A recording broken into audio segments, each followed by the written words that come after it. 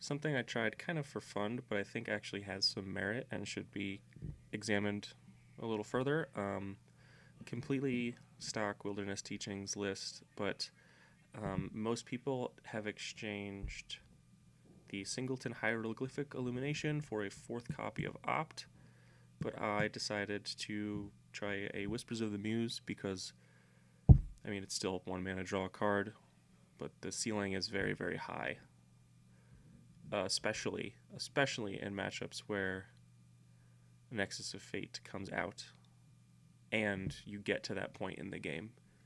Because there are times where I feel blue sending yourself for, 12 and then just sculpting the perfect 7-card hand is not as safe, perhaps. But I think the long and short of it is early on it occupies the same space and there's just a much higher ceiling, and that's kind of all that's important.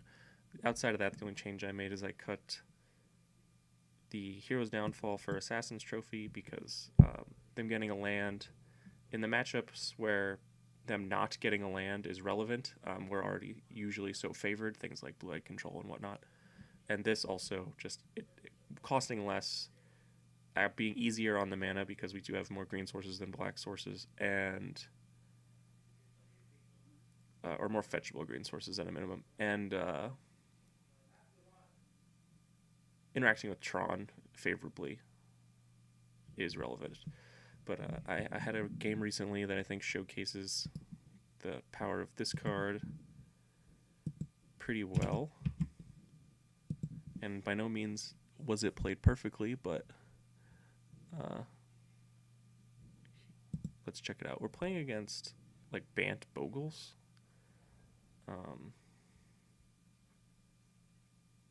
I think there's a chance that leading on Tar Pit is wrong with Fatal Push in your opener, but against Bogles it's excellent. Following up with Island is definitely wrong. I absolutely should have played the Delta instead, so I could play Assassin's Trophy, but fortunately he leads out with a Spirit Dancer, and Remand is excellent there.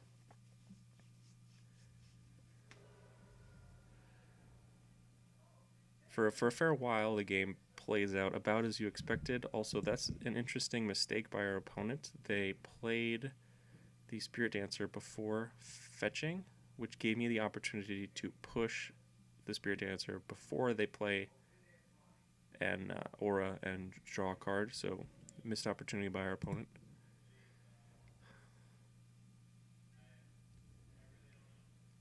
From this point on, the game essentially goes into do everything I can just to survive.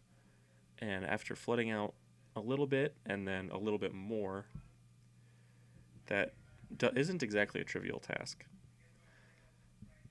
Cryptic Commanding a Rancor is pretty good. It's not as good as getting the 2 mana double white aura, but in reality that's not what we're about anyway, so putting some extra lands in play as per usual. Remand is a reasonable draw, holding it here because maybe it's a mistake holding it there actually, because he can't cast the double white aura, but that was a decision I made. And at this point we draw Whispers of the Muse, and at first it seems like medium Opt. There's a several turn period where it doesn't really do all that much. I do get a free draw off it right there, pretty good. But at this point we're kind of priced into Cryptic tapping him down or presenting a blocker forever.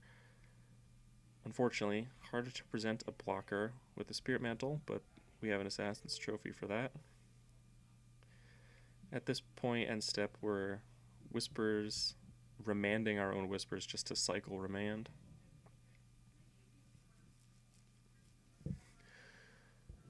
So here we Snapcaster, tap the team, bounce Snapcaster. Very typical play. You're going to see that this deck a lot. Bottoming more lands and drawing lands. And we Assassin's Trophy the Dryad Arbor, which I believe there's almost always only one of in these decks. So we can get to a point where we block as we're going to be out of Cryptic Commands before too long, especially if we're picking up our Snapcaster Mage. So, same as always, tap the team, bounce Snapcaster, basically time walk. And now at this point, we get into the fun play that I was excited to make of play Snapcaster on Assassin's Trophy, destroy the Spirit Mantle, and then go to blockers. Unfortunately, our opponent has a main deck path in their top 19 cards, but fortunately for us, we have a second Snapcaster Mage. And an opt for our troubles. Remanda, Bogle, just for the redraw. I think we opt here in response, hoping for like Logic Knot, but Nexus of Fate is fine. Take a Glorified Explorer. But with Whispers in our hand and 11 lands in play, it just so happens to be a little bit better. We Devour Flesh now. I don't really think it was necessary, but gets the job done. He plays more enchantments. We're just hoping for no Spirit Mantle or similar effect. And then hit a Wilderness Reclamation, which is gonna let us go off pretty hard. Throw a Tarpon under the bus. Destroy an enchantment. I think that was wrong. I don't think there's any reason to do that. But now we get to shove a Reclamation in play and start drawing a bunch of cards. We luck into a second copy. And now Whispers of the Muse has drawn us 4 or 5 cards this game. And it's going to be 6, 7, perhaps. Continuing to draw many more lands than I'd like to see. Now we're desperate. Luckily, exactly enough lands in play to tap out for a Tar Pit.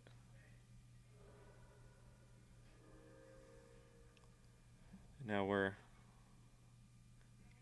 gonna draw a presumably 10th card or so with Whispers of the Muse, and we had Mystical Teachings, which functionally ends the game on the spot.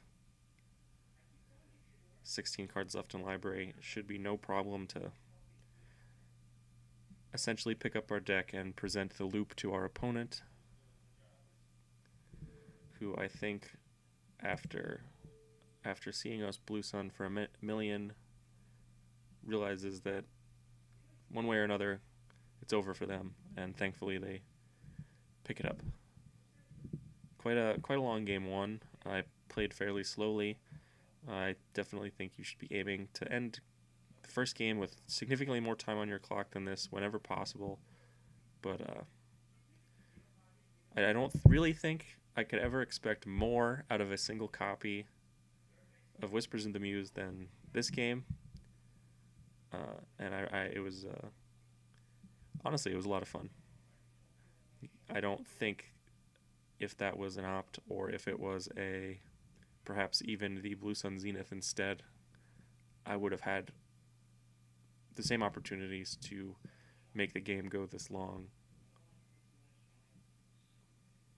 So take that for what you will. I'm currently running about a 72% win rate in competitive leagues. I do have 2 friendly leagues in there, pulling down or muddling the data a little bit. That's with this exact version.